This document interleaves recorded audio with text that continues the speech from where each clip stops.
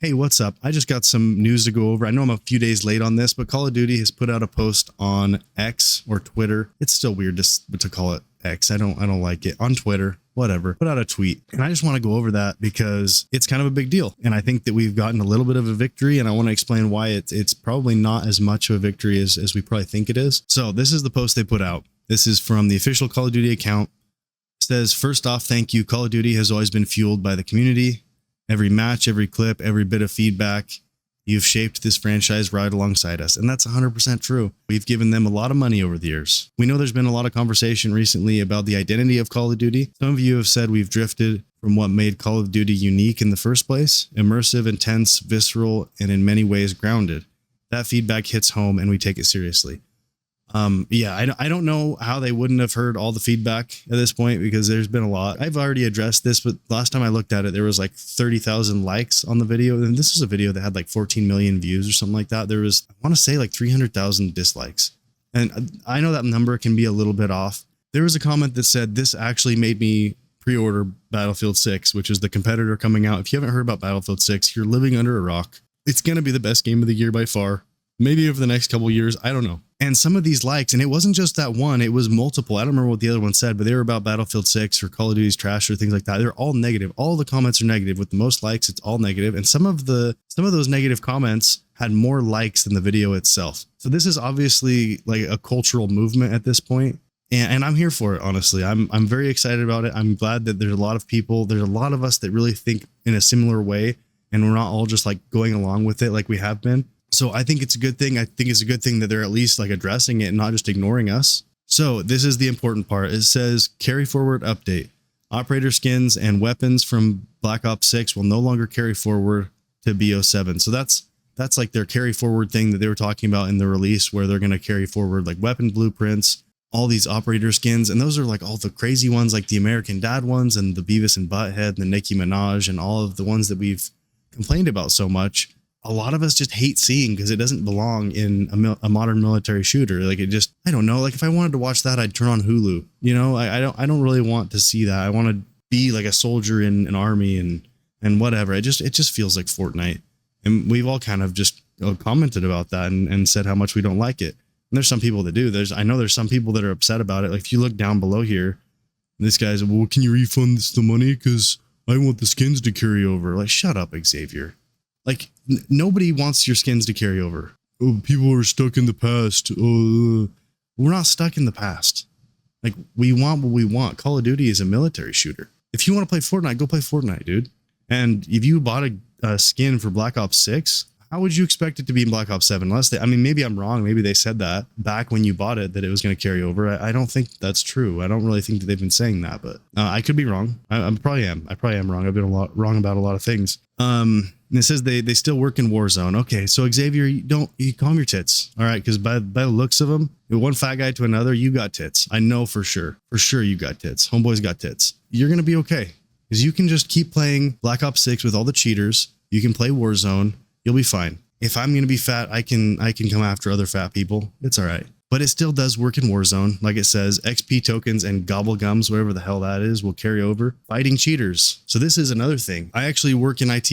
And one of the things I've been seeing a lot, because I follow a lot of like IT circles, and that's kind of been a lot of carryover between like IT stuff and Battlefield 6, because a lot of IT guys are having to fix people's computers because they're saying, oh, Battlefield 6 is breaking people's computers because of the secure boot thing. And for the most part, it's a BIOS problem. A lot of MSI motherboards and a few other brands too are having issues with their BIOS when you enable secure boot. And that's like a Windows 11 requirement in a lot of cases. And I think that's because they have a kernel level anti-cheat system and it's proprietary. You see a lot of things when Battlefield 6 first dropped their beta, and they were saying you had to uninstall Valorant. And so there was like a Valorant community was mad about it. But it's just because their anti-cheat systems didn't play nice together, I guess. I think that's less of a low-hanging fruit than the skins thing. I think that's going to take a lot more work. I don't know if Activision up to this point has just not cared about the cheating, because, I mean, if you load into a Black Ops 6 lobby right now, like, you're going to hit a cheater in almost every match. The cheating is terrible. So I think this is a good thing. I think this is a positive thing going forward. They're actually talking about this and looking at it. Hopefully they actually follow through with it. But if they're going to go to this extent of making people enable secure boot, which for most people honestly isn't that easy. I understand why it'd be intimidating for a lot of people to do that, to go into the BIOS settings. But I mean, that's just on PC too. So consoles obviously are going to have their own systems, and they're also talking about, oh, we're going to release more stuff. Nobody cares about that. Nobody really cares about the game at this point. To be honest, they're just trying to scrape back the few people that they didn't alienate. So my take on this, honestly, I think it's good that they're addressing some of these things. There's really just two things. It's the cheating, it's the skins that nobody likes other than Xavier. The thing is, it just seems like they're trying to save face, and they're trying to avoid the PR nightmare that this is by hitting like the two lowest hanging fruit that they can hit. There's a few other things that people say that they want a lot in comments and online. Those are non-disbanding lobbies where this lobby stays together unless you leave it. Like back in the Modern Warfare 2 days, we would get into a lobby and it would basically just be a yelling match of gamer words back and forth for hours. If like sometimes it was, sometimes like it's like who leaves, who's going to leave first, who's going to lose internet connection first. And that was really fun, honestly, where you were in multiple matches with the same people. The other thing people talk about a lot is skill-based matchmaking. And honestly, I don't know where I really land on this one, because when I look online, I see all these comments about how people don't like it, how it makes every match feel super sweaty. Their KD ratio is suffering because of it.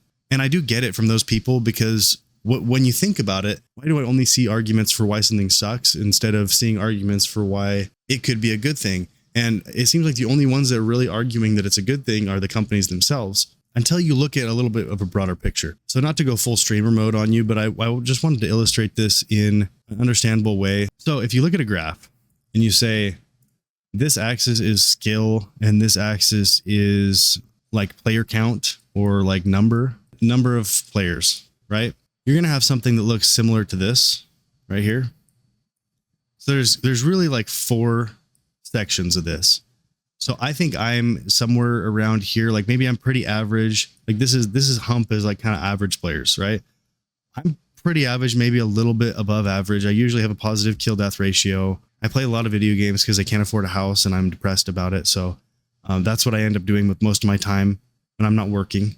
So I fit squarely in here. And I think a lot of times when you look at the skill-based matchmaking argument, the people that are negatively affected by it are usually these people. Because when you start out in a game, you're probably somewhere over here, and then you move that direction, right? You're getting your KD up, you're playing multiple matches of playing really well against all these people that are lower on the skill chart, and you end up in this range. And then you're just playing against these sweats constantly. You're playing against all these guys that are up here that are like pro streamers and people that have no life and people that are maybe Asian or whatever. They're like crazy good at video games.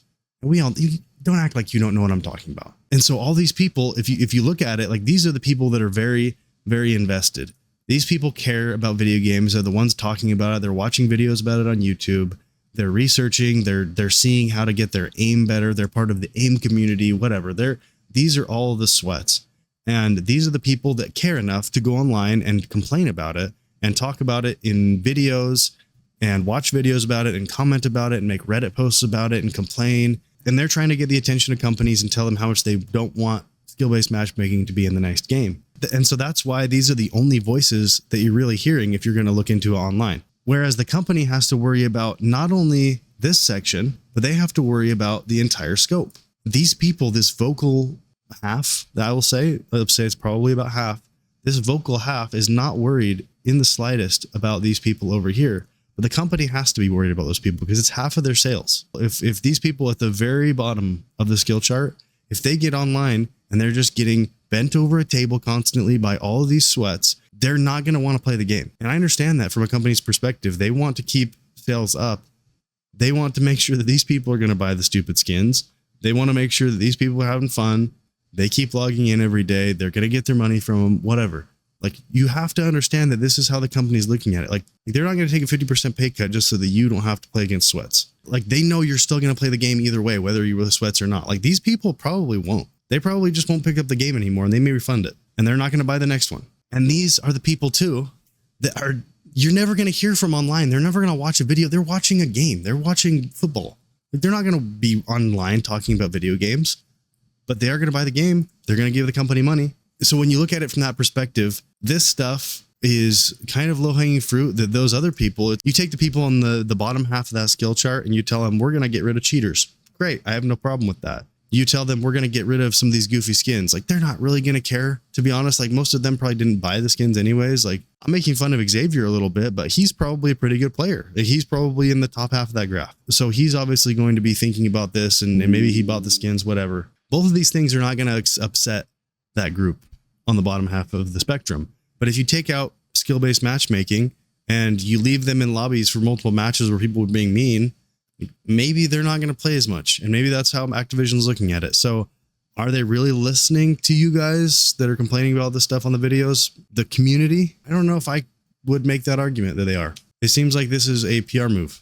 They're just trying to basically buy themselves time. So we'll see. While I am optimistic, I think it's a trust but verify situation. Honestly, I hope Call of Duty can turn it around. I hope that they can get our trust back and that they can start making good games again. If there's not a financial incentive to do so, I don't think that they're going to make many changes. Obviously, with this game, there is a financial incentive because nobody on the top half of that graph is talking about, I want Call of Duty so bad. Unless there's some of those streamers that just became basically barking seals for Activision during the Black Ops Real trailer. Look, I would probably do that too if I was making that much money. So no shade to those guys, but I don't really think that this is Call of Duty listening as much as it is giving us the smallest amount that they can. So let's keep an eye on it.